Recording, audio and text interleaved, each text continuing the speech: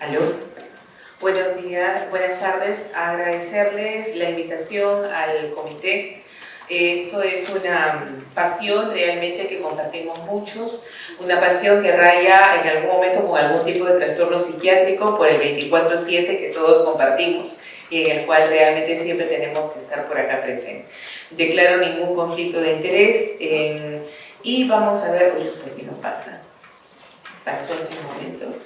No hay ningún conflicto de interés. Los objetivos de la siguiente charla, en primer lugar, son precisar algunos datos estadísticos de la procura de injertos pulmonares en el mundo y en el Perú. Y voy a retroceder un poquito porque me tomé la libertad de modificar el título. Tomé la libertad de modificar el título en función de que el Congreso dice trasplante para todos los peruanos.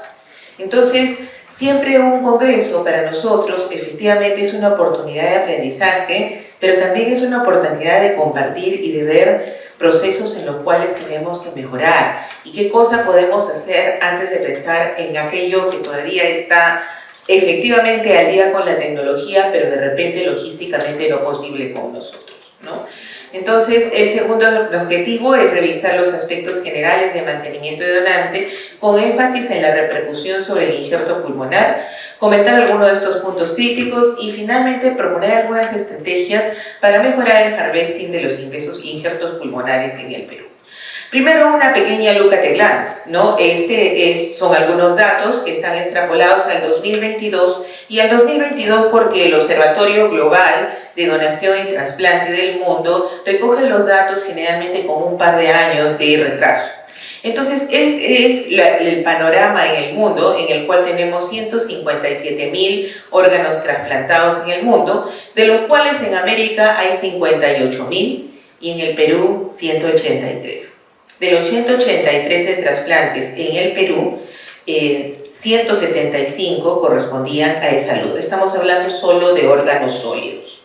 ¿Qué más hay en esta diapositiva? Vean ustedes que en el mundo todos tuvimos una disminución en la época de la pandemia, algunos un enlentecimiento, pero no una disminución. Pero es interesante que en relación del 2021, acá hay un error, no es en relación al 2022, sino al 2021, en el 2022 aumentó en 9% los órganos trasplantados, en América el 7%, pero en el Perú todavía teníamos el atraso de la pandemia y solamente incrementamos en 1 el número de trasplantes y en 3 los trasplantes de salud, o sea, para todo el Perú en 1 y para de salud en 3. Seguimos ahora. Ay, chispas. ¿Qué hice? Ya, ok. Esto también, y ahora ¿cómo está el trasplante de pulmón? El trasplante de pulmón, según el Observatorio Global, vemos que son alrededor de 6.700 y pico de trasplantes de pulmón en el mundo, con un 9% de incremento en relación al 2021. En América, 183 trasplantes pulmonares y en el Perú, 3 trasplantes pulmonares. Entonces, un poco lento es esto. Prefiero que lo pasen porque acá está fallando, por favor. Gracias. Dentro de todo esto, entonces encontramos nosotros que tenemos una escasez de donantes en el Perú, un número reducido de trasplantes, pero además de esto, ¿cómo se comporta esto en el mundo? En el mundo, las dos curvas superiores, la naranja y la verde, corresponden a los órganos que más se mantienen de un donante cadavérico. Es decir, cuando nosotros cogemos al donante cadavérico en la hora cero, en el momento en que se define que es un donante multiorgánico, todos partimos con un total de trasplantes de órganos que vamos a trasplantar. Los dos que más se mantienen siempre son los riñones, que son los que más aguantan, y los hígados. Después cae tremendamente la curva y vemos después que están prácticamente juntos el páncreas con el corazón, más abajo está el páncreas con los pulmones, más abajo está el intestino y más abajo está el corazón, ¿no? Entonces nosotros tenemos, de todas maneras, de todo el contingente de los donantes, siempre vamos a tener un rescate de órganos por donante en el cual nuestros pulmones junto con el páncreas suelen ser los que menos se logran rescatar. La que sigue. Entonces, ¿Qué más tenemos? Y esto siempre suelo ponerlo porque siendo esto un congreso con invitados internacionales, es bueno que sepan sobre qué terreno caminamos en Perú. Nosotros tenemos un sistema de salud fragmentado y desigual. Entonces, esto solo el 28% tiene un financiamiento fijo por salud, un 2% tiene un financiamiento fijo por EPS y el resto depende de Fuerzas Armadas, un pequeño porcentaje que no llega al 2% y todo el grueso de los demás pacientes dependen del Ministerio de Salud. La que sigue. ¿Qué más tenemos en el país? Y nos preguntaríamos cuántos hospitales donantes tenemos en el país.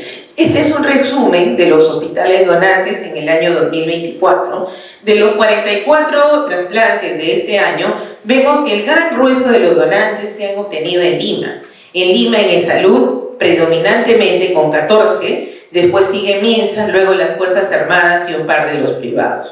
Arequipa es siempre decimos una nación diferente. Arequipa tiene 7 donantes, todos del Ministerio de Salud. Y después tenemos una miscelánea con números muy bajos y muy aislados. Pero estos hospitales no necesariamente son hospitales entrenados para donación. En Lima, los 3 grandes hospitales, que son Rebagliati, va a la cabeza, luego Sabogal y E-Salud, son los que más proveen, junto con algunos otros hospitales de la red, proveen el grueso de lo que son los donantes de órganos. El resto están viniendo de hospitales predominantemente de salud de provincia, para que puedan ver ustedes entonces cómo tenemos 23. Y todos estos que ustedes ven en amarillo, ¿no?, son los que tienen menor número, pero quiero apuntar sobre todo a San Martín, ¿cómo se llama?, y a Bancay y a Tacna. Estos lugares son lugares que no tienen unidades de Procure. Sin embargo, hemos logrado en esos lugares, mediante el trabajo con la gente más joven, que intensivistas y emergenciólogos jóvenes tomen la batuta de lo que es la notificación y el mantenimiento. Son números muy escasos, pero son los números de Perú. La que sigue. ¿Y qué más tenemos? Ahora vemos más evidencia de la desigualdad. Los trasplantadores del órgano sólido son eminentemente trasplantadores de Perú, de los cuales en Minsa está quedando solamente el Instituto del Niño de Breña como hospital trasplantador, porque la actividad de Cayetano también ha caído. Y todo el resto son hospitales de salud. Entonces quiere decir que fundamentalmente se trasplanta en salud. La que sigue, que es lo que veíamos en la figura inicial. Este es el número total de trasplantes que tenemos por año, en los cuales también están los trasplantes de tejido, y que es necesario hacer algún tipo de disposición a nivel gubernamental para cambiar esto. Pero ¿cómo podemos cambiar el número de trasplantes si lo fundamental, que es el número de donantes, no lo hemos cambiado? La que sigue. Entonces, esto es un detalle de lo mismo. Vamos a pasar en áreas del tiempo. Pasamos, por favor, de los trasplantes realizados. Esta es la curva de los trasplantes de pulmón que se han hecho en E-Salud a partir del 2006. Luego tenemos un cambio de equipo y tenemos un grueso mayor de trasplantes desde el 2014 para adelante. La que sigue. Entonces, esta es la lista de pulmón, donde tenemos actualmente 6 en lista de espera en Almenara y 2 en Rebagliati. La que sigue. Y esta es la recuperación y nuestra tasa hacia el 2023. Con 1.3 donantes por millón, tenemos una recuperación de órganos por donante que no llega a 3. En su mejor momento, el 2017 y el 2022, estuvimos en 3 órganos, pero ahora tenemos una recuperación más baja. ¿Qué es lo que está pasando entonces con esto? ¿Por qué es que nosotros recuperamos menos donantes de un número sumamente escaso? ¿Qué es lo que no estamos enfocando con cada uno de estos? La que sigue. Entonces, veamos entonces que esta es la actividad de Procura. Vamos a decir, Procura no trabaja. Procura entrevista en el año 2024 y hasta la fecha, hasta este mes de octubre, 801 posibles donantes, de los cuales 207 se convierten en potenciales donantes con criterios de muerte encefálica. El resto de los que se pierden en el camino o fallecen en falla multisistémica o en su defecto quedan con algún tipo de secularidad o algunos se recuperan, muy lo menos. De los 207 entran a 163 entrevistas, de los cuales solamente la cuarta parte solamente tienen 44 donantes. y de los 44 solo tenemos 3 donantes pulmonares. En el mundo, el porcentaje de donantes pulmonares generalmente es del 12% con respecto a el número total de donantes efectivos que tienen. En cambio, nosotros tenemos un rescate que llega al 7.8% con estos números que tenemos. Es decir, para los pocos donantes que tenemos, estamos haciendo las cosas todavía en forma insuficiente. La que sigue. Entonces, ¿por qué viene todo esto, no? Entonces, hay una serie de estrategias que se intentan hacer en el mundo. Por ejemplo, en primer lugar, el trabajo de los profesionales, específicamente de las áreas críticas de cuidados intensivos y de las áreas que hacen a veces la función de una unidad de cuidado intensivo, como las áreas críticas en la emergencia o las áreas de recuperación posoperatoria en otros lugares, ha demostrado que mediante un protocolo estricto puede lograr un mayor número de recuperación de órganos por donar. Entonces, este es uno de los puntos en los que hay que incidir, que el trabajo de un equipo guiado por intensivistas para el manejo de lo que es un donante puede, en primer lugar, lograr rescatar más órganos por cada donante. La que sigue. Tenemos un tiempo, y ahí viene otro asunto de la realidad peruana. Nuestros pacientes, cuando van a ser entrevistados, cuando van a buscar los donantes, los encontramos en las unidades de emergencia, muy pocos en las unidades de cuidados intensivos directamente, y generalmente estos pacientes tienen ya un tiempo en el cual no ha habido inclusive una visión propia acerca de todo el equipo, de lo que es el cambio del switch, de lo que es el neurocrítico al neurocrítico por el que ya no puedo hacer nada, pero tengo que empezar a pensar en que es un donante. Ese switch no lo hacemos. Y eso coincide generalmente con el periodo de enclavamiento. Y el periodo de enclavamiento vamos a revisar que tiene un fenómeno que se llama la tormenta adrenérgica, que es uno de los fenómenos más lesivos para los órganos y en especial para el pulmón. Es decir, justo en el periodo en el que nosotros deberíamos tener más monitorizado y más cuidado al paciente, nos falta cuidado para ese paciente. Y solamente al momento, y tenemos todavía, y ahí están las procuradoras que por ahí lo veo, la respuesta de no lo voy a pasar, o no lo voy a monitorizar, o no lo voy a manejar un poco más, hasta que no me diga si la familia confirmó que eso no es donante. Y ese tiempo se pierde. Y cada minuto, para nosotros como intensivistas, cada minuto de no intervención es un minuto de pérdida de vidas, cuando se trata de las vidas, y de pérdida de órganos, cuando se trata de un donante.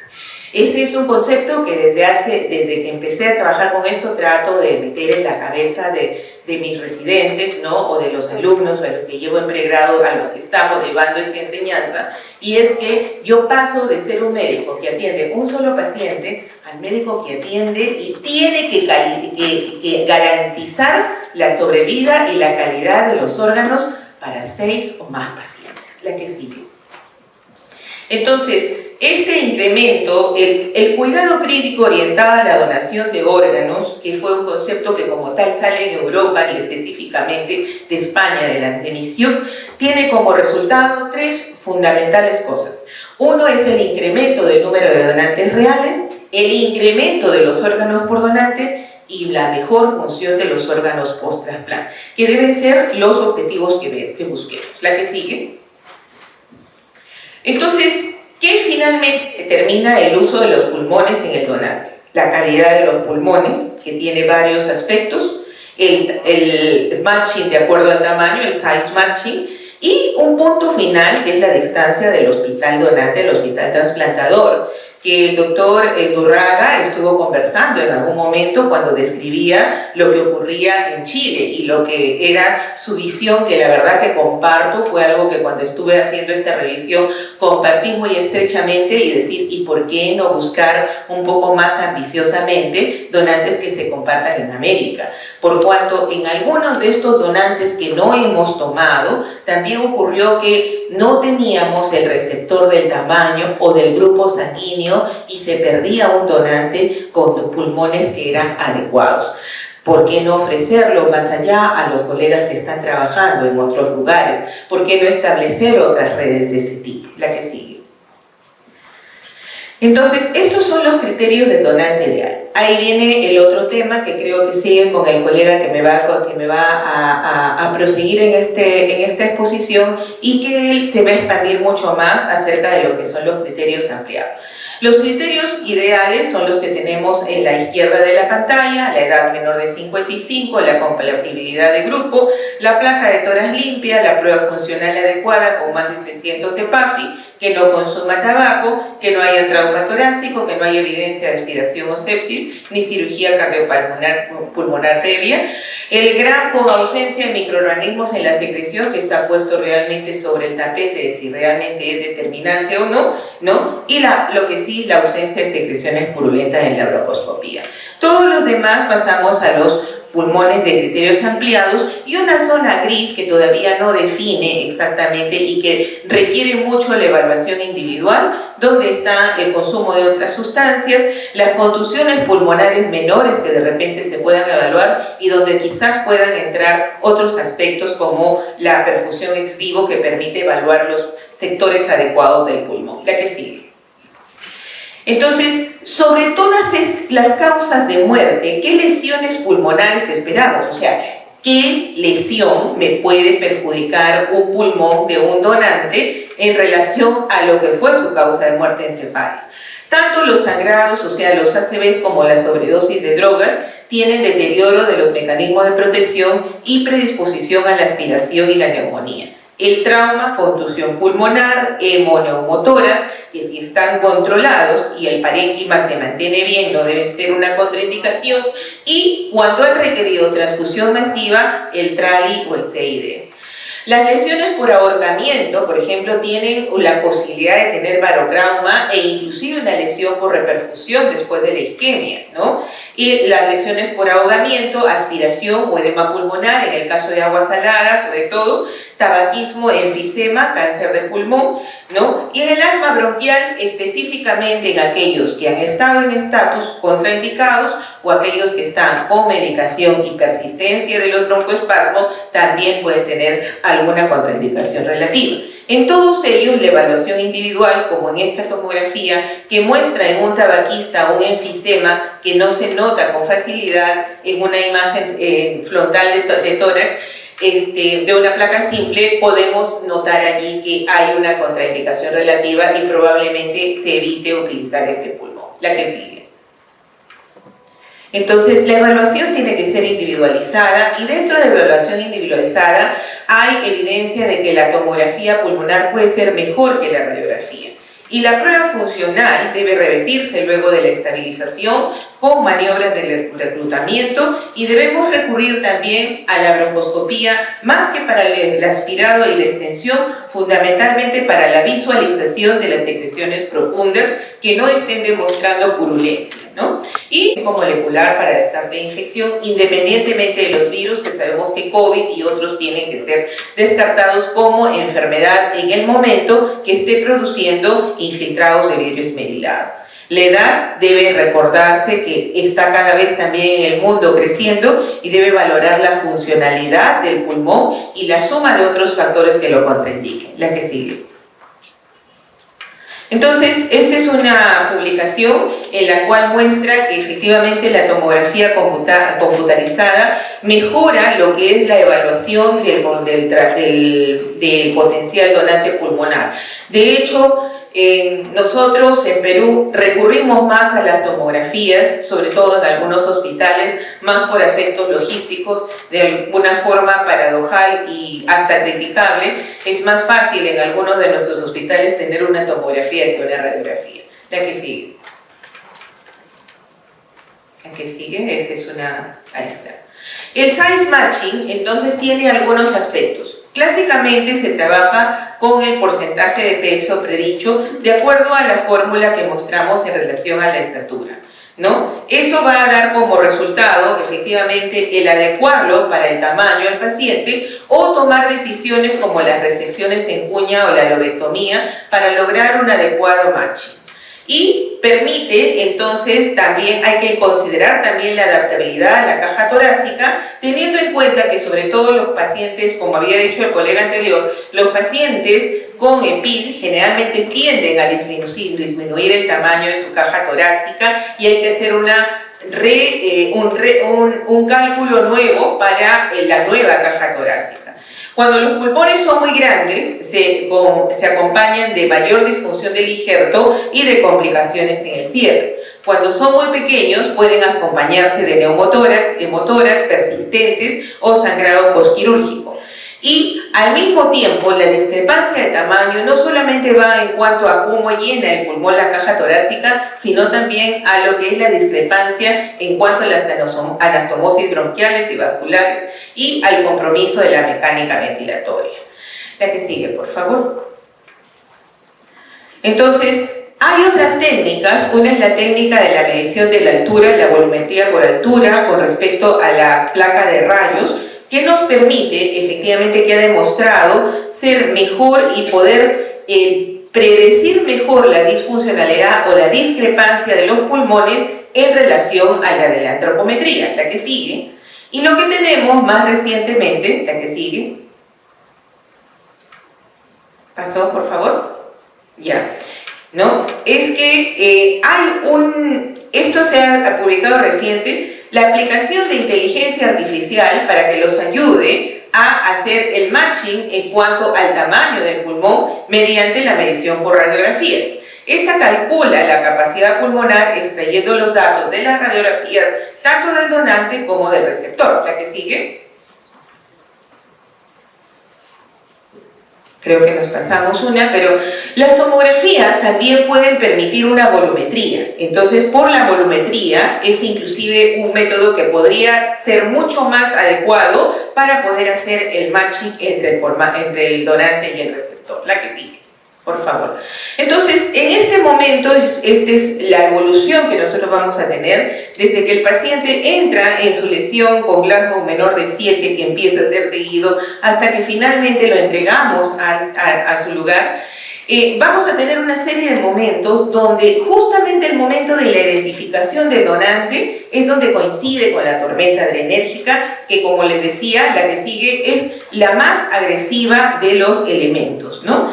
¿Qué ocurre durante estos momentos, ¿no? Hay una serie de fenómenos predominantemente vasomotores, ¿no? Con activación simpática inicialmente en la tormenta adrenérgica, la gran liberación de catecolaminas produce cambios cardiovasculares que incrementan el gasto cardíaco, que incrementan la presión arterial, incrementan las resistencias vasculares, predisponen a arritmias, y en ese momento puede entrar inclusive el paciente empieza ya a tener una injuria de los órganos. Al mismo tiempo, también dispara una respuesta inmune e inflamatoria similar a una sepsis. Por lo tanto, el fenómeno no es solamente vasomotor, el fenómeno también es inflamatorio, más los cambios endocrinos de los que también ya conocemos. Y por otro lado, una vez que se produce el enclavamiento, empezamos a tener el otro lado, la hipotermia y la hipotensión en el momento de la vasoplegia del paciente, la que sigue. Esto, entonces, existe una estrecha relación entre los cambios de una tormenta de catecolaminas no controlada con el daño del pulmón, que termina finalmente por estas cosas que hemos descrito en la fisiopatología en la lámina anterior, que pueden terminar en el distrés respiratorio del paciente en el post-enclavamiento. Este es el famoso edema neurogénico que nosotros podemos tener y que finalmente requiere unas medidas tanto preventivas como medidas de acción en el momento. La que sigue. Entonces, ¿por qué entonces podemos tener nosotros lesiones pulmonares en el potencial donante? Todas las que habíamos descrito en relación a las anteriores, pero sobre todo esta, que es un distrés respiratorio y el edema neurogénico. Vean ustedes esta imagen. La primera tomografía, esto es fina cortesía de la doctora Jessica Román. Este es un paciente que entra en la tormenta, entra en el clavamiento, pero finalmente es trasladado inclusive como si fuera un potencial donante, pero finalmente con el manejo en cuidados intensivos este paciente recupera. Y este paciente estaba siendo deteriorado más que nada por el edema pulmonar. Y vean ustedes cómo en pocas horas de manejo respiratorio empieza a limitarse lo que es la lesión de este pulmón. De la misma forma, la que sigue, que intervenimos en un paciente que vamos a trabajar, que vamos a tener como donante, que vamos a manejar como paciente agudo, es necesario pensar en el deterioro respiratorio que sigue al enclavamiento como una acción en la que también debo poner mis manos de intensivista para poder rescatarlo. Yo diría que cuando recién empezamos, solamente se manejaban riñones acá. Los riñones son muy fáciles de manejar en este contexto. Pero a medida que íbamos trabajando, íbamos rescatando los órganos para lo que eran los hígados. Y ahora yo creo que tenemos que, en cuanto recibimos el paciente, tratar de apuntar a que el paciente sea un donante multiorgánico, incluyendo corazón y pulmones. Entonces, ¿por qué lo puedo perder? Por todas estas razones, dentro de las cuales la parada cardíaca y la sepsis generalmente son marcadores de muy mal cuidado del paciente. La que sigue. La que sigue, por favor.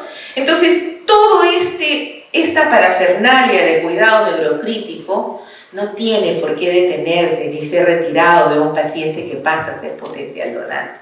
Probablemente retire el electroencefalograma, los elementos de monitoreo neurológico, pero lo que no puedo retirar y no puedo dejar de trabajar son el resto de los elementos que me permiten el óptimo manejo cardiovascular y respiratorio de este paciente. La que sigue. Entonces, ¿qué obstáculos tenemos? Yo diría que en primer lugar una identificación oportuna, segunda una convicción de proceso adecuado, porque cuando recibo el donante, o sea, cuando mi paciente se enclava, casi siempre comunico a la familia, después digo que no hay mal pronóstico y no actúo más, ¿no? Entonces, ese switch adecuado del neurocrítico hacia el cuidado orientado a la donación. En MINSA, cada paciente le cuesta a la familia, y eso también. Hola.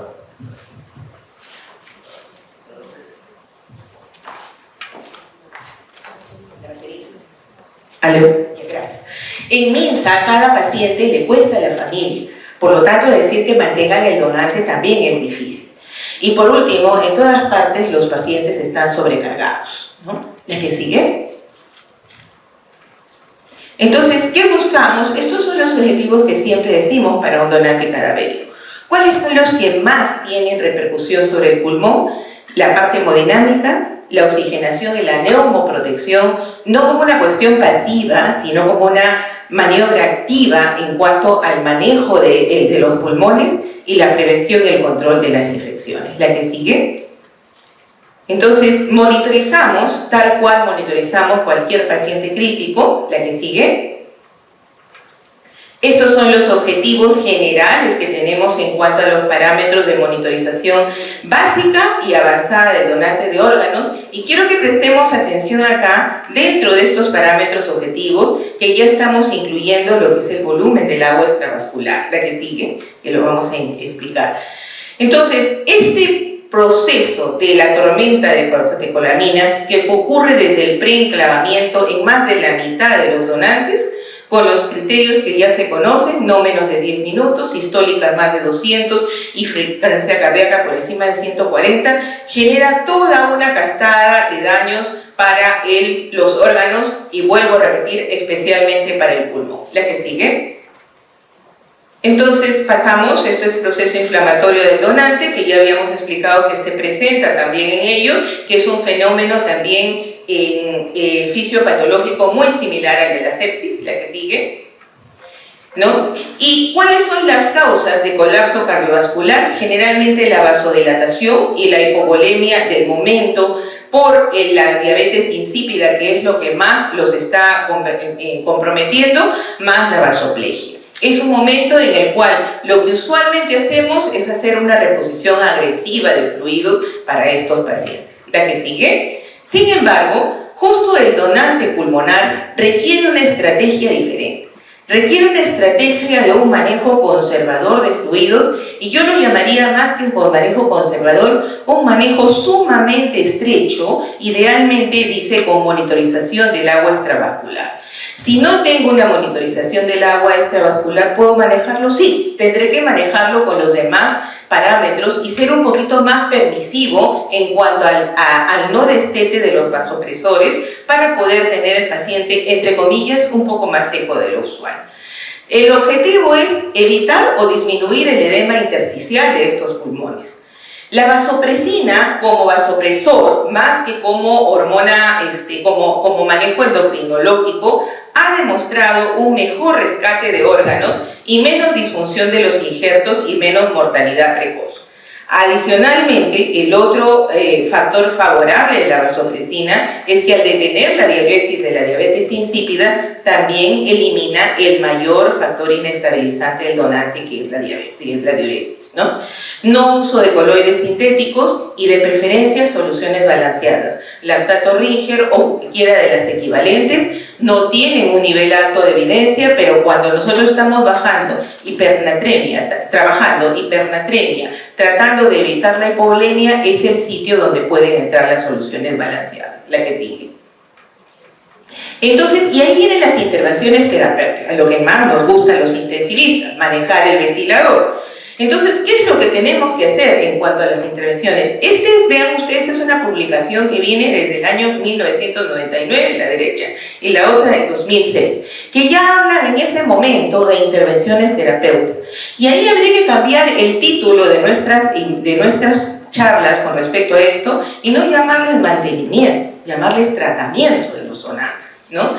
Entonces, la antibioticoterapia, que debe ser racional y dirigida solamente para los casos que lo requieran, algunas cuestiones de buena práctica, como la cabecera a 30 grados y el control de la presión de CAF, que en algunos lugares como mi unidad es usual ya, es práctica usual, una broncoscopía para revisar y verificar en el fondo si es que no tenemos secreciones purulentas, las maniobras de reclutamiento, las maniobras protectivas, la fisioterapia en estos pacientes para manejar los tapones de secreción, la toalete bronquial y los parámetros ventilador ajustado. Estas son publicaciones de esa época, la que sí. Y fundamentalmente todas las intervenciones en un PAFI menor de 300 tienen que terminar con un PAFI que después sea mejor que el PAFI que hemos evaluado antes, la que sigue.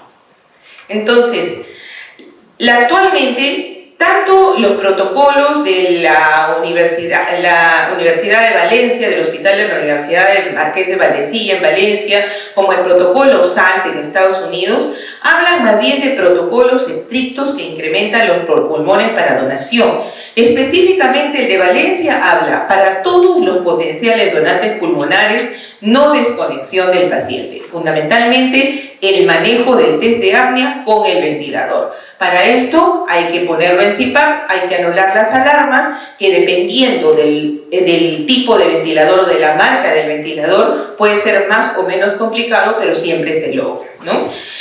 Las maniobras protectivas, tal y como las tenemos para este respiratorio, ¿no? Con PIC de 8 a 10, TIDAL de 6 a 8, ¿no? Los TIDALes de 10 a 12 que teníamos anteriormente, presiones de platón no mayores de 30 y FIO menos de 0.5. Mientras más bajo el oxígeno, menos lesión para el paciente. Las maniobras de reclutamiento, acá trabajan una maniobra por hora, ¿no? Y después de cada desconexión del ventilador, tratando de que las desconexiones del ventilador sean las menos posibles. En el caso de nosotros, cada desconexión de ventilador de cualquiera de nuestros pacientes siempre va previo a un clampaje del tubo endotraqueal. La broncoscopía con lavado bilateral, la monitorización con PAICO, ellos trabajan PAICO, se puede trabajar Volume View de la misma forma, y el uso de corticoides, metilprednisolona después de la muerte encefálica. La maniobra de reclutamiento para la Universidad Marqués de Valdecilla es con una ventilación mecánica con una presión pico hasta 35, PIP 18 a 20 por un minuto, disminuir 2 centímetros por minuto y posteriormente incrementar por 10 respiraciones el volumen tidal del 50%. O sea, aumentamos tanto el reclutamiento basal como el reclutamiento máximo, y después de esto se supone que el paciente tiene que tener un PAFI que supere y que haya recuperado más de 300. Tiene que evidentemente evaluarse individualmente cada paciente. No rescato un pulmón con neumonía, ese no lo voy a rescatar, pero sí puedo rescatar un pulmón que ha tenido edema, que ha tenido trali, o que ha tenido una contusión, o que ha tenido una telectasia, ¿no? La que sigue, por favor.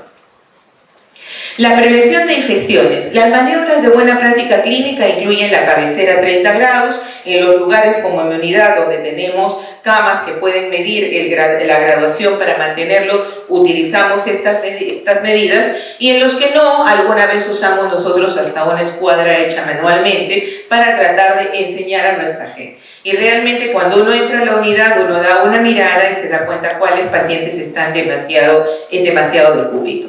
La profilaxis de antibiótica es de rutina, ahí sí hay una cuestión muy importante.